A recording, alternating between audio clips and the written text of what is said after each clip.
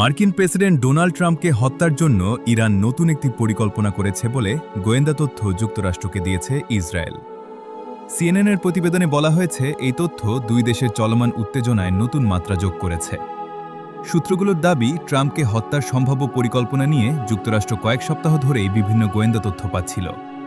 তবে ইসরায়েলের সাম্প্রতিক সতর্কবার্তা একটি নির্দিষ্ট ষড়যন্ত্রের ইঙ্গিত দেয়। যদিও মার্কিন কর্মকর্তারা জানিয়েছেন, তথ্যটি এখনও স্বাধীনভাবে যাচাই করা হয়নি।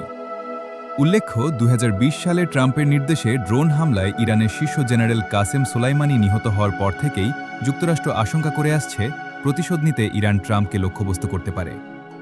এদিকে ট্রাম্প নিজেও সাংবাদিকদের বলেছেন, ইরানের তথাকথিত হিটলিস্টে তার নাম রয়েছে এবং তাকে সরিয়ে দেওয়ার চেষ্টা হতে পারে। তবে এই বক্তব্য ইসরায়েলের নতুন গোয়েন্দা তথ্যের সঙ্গে সরাসরি সম্পর্কিত কিনা তা স্পষ্ট নয়। অন্যদিকে কিছু মার্কিন কর্মকর্তা মনে করছেন, ইসরায়েল হয়তো ট্রাম্পের ইরান সংক্রান্ত সিদ্ধান্তকে প্রভাবিত করতেই এই তথ্য সামনে এনেছে। এর মধ্যেই দুই দেশের মধ্যে উত্তেজনা অব্যাহত থাকলেও পর্দার আড়ালে আগস্টের মধ্যে নতুন একটি পারমাণবিক চুক্তির লক্ষ্যে কূটনৈতিক আলোচনা চলার খবরও পাওয়া যাচ্ছে।